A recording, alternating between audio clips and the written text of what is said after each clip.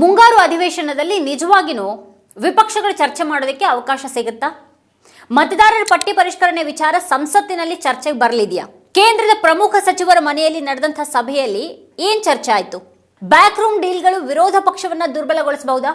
Scripted ಸಾಧ್ಯತೆಯ ಬಗ್ಗೆ ಹಿರಿಯ ಪತ್ರಕರ್ತರು ಯಾಕೆ ಎಚ್ಚರಿಸ್ತಾ ಇದ್ದಾರೆ? ಮತ್ತೆ ಮುಚ್ಚಿದ ಬಾಗಿಲುಗಳ ಹಿಂದೆ ನಡೆದಿರುವಂತಹ ರಾಜಕೀಯ ಆಟಗಳೇನು? ಇವತ್ತಿನಿಂದ ಶುರುವಾದಂತಹ ಸಂಸತ್ ಮುಂಗಾರು ಅಧಿವೇಶನದಲ್ಲಿ ನಿಜವಾಗಿ ನಡೆಯಲಿರೋದೇನು? ಅಲ್ಲಿ ಮೋದಿ ಸರ್ಕಾರದ ಅಚ್ಚರಿಯ ನಡೆ ವಿಪಕ್ಷಗಳನ್ನ ಅಲುಗಾಡಿಸಲಿದೆಯಾ ಅನ್ನೋದ್ರ ಬಗ್ಗೆನೇ ಇವತ್ತಿನ ವಿಡಿಯೋದಲ್ಲಿ ನಾವು ಚರ್ಚೆ ಮಾಡೋಣ. ಆದ್ರೆ ಅದಕ್ಕೂ ಮುನ್ನ ನೀವಿನ್ನು ನಮ್ಮ ಚಾನಲ್ ಅನ್ನ ಸಬ್ಸ್ಕ್ರೈಬ್ ಮಾಡಿಲ್ಲ ಅನ್ನೋದಾದ್ರೆ ಈಗಲೇ ಈ ವಿಡಿಯೋದ ಕೆಳಗೆ ಕಾಣ್ತಾ ಇರುವಂತಹ ಸಬ್ಸ್ಕ್ರೈಬ್ ಬಟನ್ ಹಾಗೆ ಪಕ್ಕದಲ್ಲಿ ಇರುವಂತಹ ಬೆಲ್ ಐಕಾನ್ ಪ್ರೆಸ್ ಮಾಡಿ ನಮ್ಮನ್ನ ಪ್ರೋತ್ಸಾಹಿಸಿ.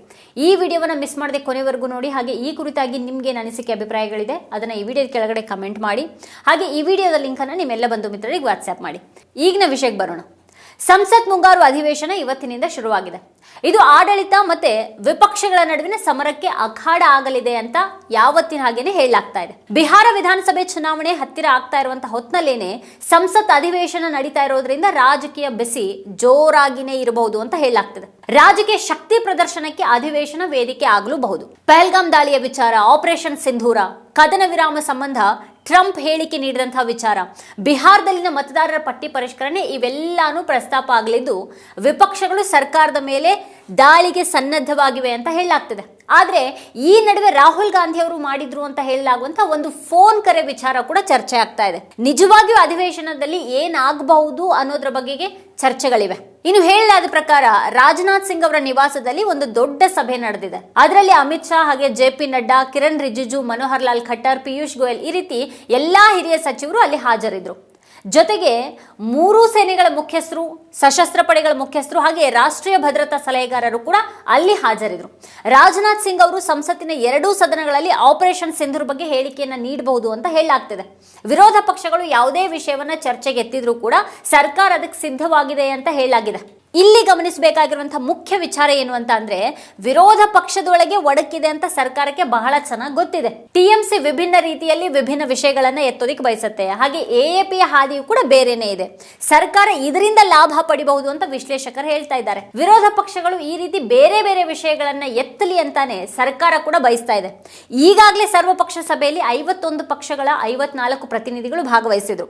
ಅವರಲ್ಲಿ 40 ಮಂದಿ ತಮ್ಮ ಅಭಿಪ್ರಾಯಗಳನ್ನ ಮಂಡಿಸಿರೋದಾಗಿಯೂ ಕೂಡ ತಿಳಿದು ಬಂದಿದೆ. ಪಹಲ್ಗಾಮ್ ದಾಳಿ, ಟ್ರಂಪ್ ಹೇಳಿಕೆ, ಮತದಾರರ ಪಟ್ಟಿ ಪರಿಷ್ಕರಣೆ ಕುರಿತು ಸಂಸತ್ನಲ್ಲಿ ನಡೆಯುವಂತಹ ಚರ್ಚೆಗಳಿಗೆ ಮೋದಿ ಪ್ರತಿಕ್ರಿಯೆ ನೀಡಬೇಕು ಅಂತ ಕಾಂಗ್ರೆಸ್ನ ಗೌರವ್ ಗೊಗೊಯ್ ಹಾಗೆ ಸಮಾಜವಾದಿ ಪಕ್ಷದ ರಾಮ್ ಗೋಪಾಲ್ ಯಾದವ್, ಸಿಪಿಎಂನ ಜಾನ್ ಬ್ರಿಟ್ಟಾಸ್ ಮತ್ತೆ ಸಿಪಿಐನ ಪಿ ಸಂತೋಷ್ ಕುಮಾರ್ ಒತ್ತಾಯ ಮಾಡಿರೋದಾಗಿ ವರದಿಯಾಗಿದೆ. ಮುಂಗಾರು ಅಧಿವೇಶನದ ಕಾರ್ಯಸೂಚಿ ಏನ್ ಹಾಗಾದ್ರೆ? ಮೋದಿ ಸರ್ಕಾರ ಹಲವು ಮಸೂದೆಗಳನ್ನ ಮಂಡಿಸಲಿದೆ. ಇಲ್ಲಿ ಪ್ರಮುಖವಾಗಿ ಮಣಿಪುರ ರಾಷ್ಟ್ರಪತಿ ಆಡಳಿತಕ್ಕೆ ಸಂಸತ್ತಿನ ಅನುಮೋದನೆ ಮತ್ತೆ ಮಣಿಪುರ ಜಿಎಸ್ಟಿ ತಿದ್ದುಪಡಿ ಮಸೂದೆ 2025 ಇದೆ.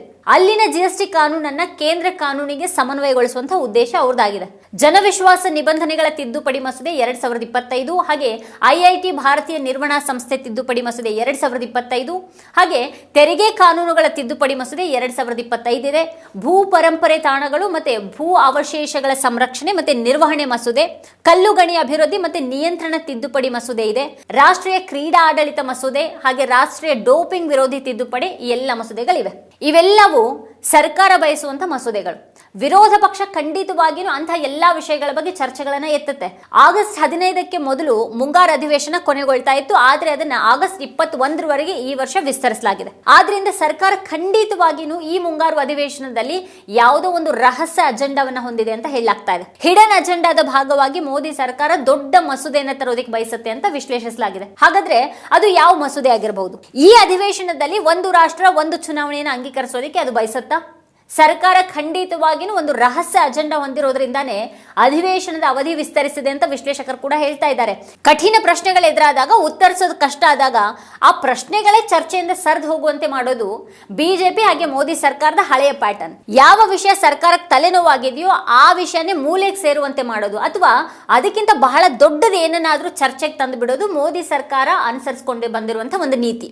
ಈಗ ಮುಂಗಾರು ಅಧಿವೇಶನದಲ್ಲಿ ಸರ್ಕಾರಕ್ಕೆ ಉತ್ತರಿಸೋದಕ್ಕೆ ಬಹಳ ಕಷ್ಟ ಆಗುವಂತ ಹಲವಾರು ಪ್ರಶ್ನೆಗಳೊಂದಿಗೆ ವಿಪಕ್ಷ ಅಂತೂ ಸಿದ್ಧ ಇದೆ. ಅದಕ್ಕೆ ಉತ್ತರಿಸೋದು ಹೇಗೆ ಅಂತ ಸಿದ್ಧವಾಗುವ ಬದಲು ಆ ಪ್ರಶ್ನೆಗಳೇ ಮೂಲೆ ಸೇರುವಂತಹ ಇನ್ನೊಂದೇನನ್ನಾದ್ರೂ ದೊಡ್ಡ ಕ್ರಮಕ್ಕೆ ಮೋದಿ ಸರ್ಕಾರ ಮುಂದಾಗುವಂತಹ ಸಾಧ್ಯತೆಯನ್ನ ತಳ್ಳಿ ಹಾಕುವ ಹಾಗಿಲ್ಲ ಇಲ್ಲಿ. ಇನ್ನು ವಿಪಕ್ಷಗಳು ಇಲ್ಲಿ ಒಟ್ಟಾಗಿ ಸರ್ಕಾರವನ್ನು ಎದುರಿಸಲಿವೆಯಾ ಅಥವಾ ಅವುಗಳ ನಡುವಿನ ಒಡಕು ಗೋಚರ ಆಗಲಿದೆಯಾ ಅನ್ನುವಂಥ ಪ್ರಶ್ನೆ ಕೂಡ ಇದೆ. ಇನ್ನು ರಾಹುಲ್ ಗಾಂಧಿ ಎಲ್ಲಾ ನಾಯಕರನ್ನ ಒಂದುಗೂಡಿಸುವಂತಹ ಒಂದು ಪ್ರಯತ್ನದಲ್ಲಿದ್ದಾರಾ? ಇಂಡಿಯಾ ಮೈತ್ರಿಕೂಟದ ಸಭೆಯಲ್ಲಿ ಎಎಪಿ ಭಾಗವಹಿಸ್ತಾ ಇಲ್ಲ.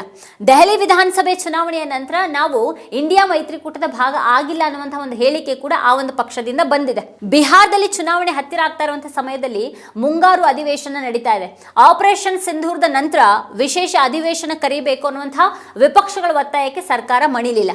ಹಾಗಾಗಿ ಆ ನಂತರದ ಮೊದಲ ಅಧಿವೇಶನ ಇದಾಗಿದೆ. ಹಾಗಾಗಿ ಮತದಾರರ ಪಟ್ಟಿ ಪರಿಷ್ಕರಣೆ ಕಾರಣದಿಂದಲಾದ್ರೂ ಮಮತಾ ಬ್ಯಾನರ್ಜಿ ಅವರ ಬೆಂಬಲವನ್ನು ಗಳಿಸೋದು ಸಾಧ್ಯ ಆಗಬಹುದು ಅನ್ನೋ ಒಂದು ಲೆಕ್ಕಾಚಾರ ಕಾಂಗ್ರೆಸ್ನದಾಗಿದೆ. ರಾಹುಲ್ ಗಾಂಧಿ ಅವರು ಇತ್ತೀಚೆಗೆ ಬಿಹಾರ ನಾಯಕರ ಸಭೆಯನ್ನು ನಡೆಸಿದ್ರು. ಅದರಲ್ಲಿ 10 ದೊಡ್ಡ ನಾಯಕರು ಹಾಜರಿದ್ರು. ಮತದಾರರ ಪಟ್ಟಿ ಪರಿಷ್ಕರಣೆ ತುಂಬಾ ಗಂಭೀರವಾದಂತಹ ವಿಚಾರ ಅನ್ನೋದನ್ನ ರಾಹುಲ್ ಗಾಂಧಿ ಹೇಳಿದ್ದಾರೆ. ಈಗ ಬಿಹಾರದಲ್ಲಿ ಮತದಾರರ ಪಟ್ಟಿ ಪರಿಷ್ಕರಣೆಯನ್ನ ಮಾಡಲಾಗ್ತಾ ಇದೆ. ಅದರ ನಂತರ ಅದನ್ನ ಬಂಗಾಳದಲ್ಲಿ ಕೂಡ ಮಾಡಲಾಗುತ್ತೆ. ಅದರ ನಂತರ ಅಸ್ಸಾಂನಲ್ಲಿ ಕೂಡ ಮಾಡಲಾಗುತ್ತೆ.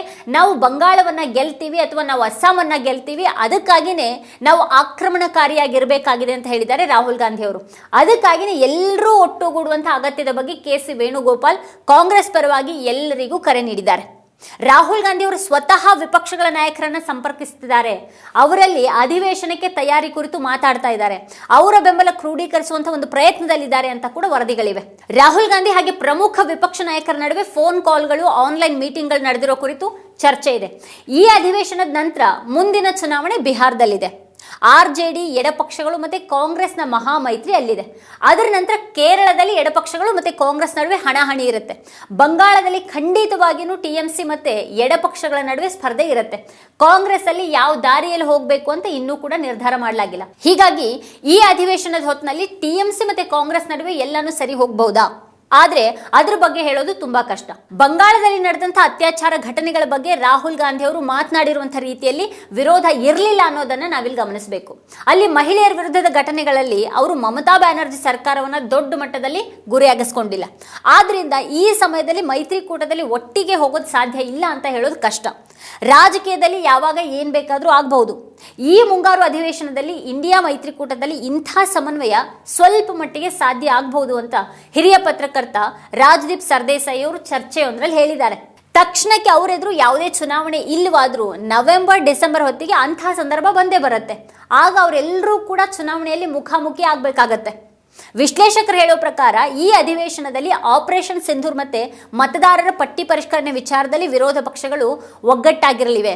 ಈ ಅಧಿವೇಶನದಲ್ಲಿ ಸರ್ಕಾರದ ವಿರುದ್ಧ ಮುಗಿಬೀಳೋದಿಕ್ಕೆ ಇವು ಪ್ರಮುಖ ವಿಷಯಗಳು ಅಂತ ವಿಪಕ್ಷಗಳು ಭಾವಿಸುತ್ತವೆ. ಅಲ್ಲದೆ ಕದನ ವಿರಾಮ ಘೋಷಣೆ ಬಗ್ಗೆ ಟ್ರಂಪ್ ಪದೇ ಪದೇ ಹೇಳಿಕೆಯನ್ನು ನೀಡಿದಂತಹ ವಿಚಾರ ಕೂಡ ರಾಹುಲ್ ಗಾಂಧಿ ಅವರ ಮನಸ್ಸಲ್ಲಿದೆ. ಟ್ರಂಪ್ ಆ ರೀತಿ ಪದೇ ಪದೇ ಹೇಳ್ತಾ ಇದ್ದಿದ್ರ ಬಗ್ಗೆ ಮೋದಿ ಉತ್ತರಿಸಬೇಕು ಅನ್ನೋ ಒಂದು ಒತ್ತಾಯ ಬರಲಿದೆ.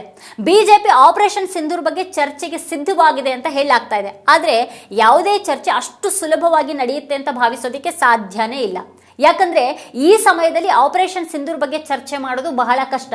ಸರ್ಕಾರ ಅದನ್ನ ರಾಷ್ಟ್ರೀಯ ಭದ್ರತಾ ವಿಷಯ ಅಂತ ಹೇಳುತ್ತೆ. ಅದ್ರ ಬಗ್ಗೆ ಚರ್ಚೆ ಸಾಧ್ಯವಿಲ್ಲ ಅಂತ ಹೇಳುತ್ತೆ. ಆಪರೇಷನ್ ಸಿಂಧೂರ್ ವಿಷಯವಾಗಿ ರಾಜನಾಥ್ ಸಿಂಗ್ ಅವರು ಉತ್ತರಿಸೋದಿಕ್ ಸಾಧ್ಯ ಆಗೋದಿಲ್ಲ. ಅಲ್ಲಿ ವಿದೇಶಾಂಗ ನೀತಿಗೆ ಸಂಬಂಧಪಟ್ಟ ಹಾಗೆ ಚರ್ಚೆ ಆಗುವಂತಹ ಸಾಧ್ಯತೆ ಇದೆ. ಪ್ರಧಾನಿ ಮೋದಿ ಮತ್ತೆ ವಿದೇಶಾಂಗ ಸಚಿವ ಎಸ್ ಜೈಶಂಕರ್ ಅವರ ಉತ್ತರವನ್ನ ನಿರೀಕ್ಷೆ ಮಾಡಲಾಗುತ್ತೆ. ಹಾಗೇನೆ ಗೃಹ ಸಚಿವ ಅಮಿತ್ ಶಾ ಅವರು ಉತ್ತರ ನೀಡಬೇಕು ಅನ್ನೋ ಒತ್ತಾಯ ಕೂಡ ಬರಬಹುದು. ಯಾಕಂದ್ರೆ ಪಹಲ್ಗಾಮ್ ನಲ್ಲಿ ನಡೆದಂತಹ ಭದ್ರತಾ ಲೋಪಕ್ಕೆ ಗೃಹ ಸಚಿವರನ್ನ ಹೊಣೆಗಾರರನ್ನ ಕೇಳಲಾಗುತ್ತೆ. ಇನ್ನೊಂದು ಕುತೂಹಲಕಾರಿ ವಿಷಯ ಏನು ಅಂತ ಅಂದ್ರೆ ನ್ಯಾಯಮೂರ್ತಿ ಯಶವಂತ್ ವರ್ಮಾ ವಾಗ್ದಂಡನೆಗೆ ಸಂಬಂಧಪಟ್ಟಿದ್ದು. ಜಗದೀಪ್ ಧನ್ಕರ್ ಕೂಡ ಇದರಲ್ಲಿ ಆಸಕ್ತಿಯನ್ನು ವಹಿಸಲಾಗಿದೆ. ಇನ್ನೊಂದು ಕಡೆಗೆ ನ್ಯಾಯಮೂರ್ತಿ ಶೇಖರ್ ಯಾದವ್ ಅವರ ಪ್ರಕರಣದಲ್ಲಿ ಅವರು ದ್ವೇಷ ಭಾಷಣ ಮಾಡಿದ್ದಕ್ಕಾಗಿ ದೋಷಾರೋಪಣೆಗೆ 50 ಜನರು ಸಹಿ ಮಾಡಿದ್ದಾರೆ ಅಂತ ಹೇಳಲಾಗಿದೆ. ವಿರೋಧ ಪಕ್ಷದವರು ಅವರನ್ನ ದೋಷಾರೋಪಣೆ ಮಾಡೋದಕ್ಕೆ ಬಯಸ್ತಾ ಇದ್ದಾರೆ.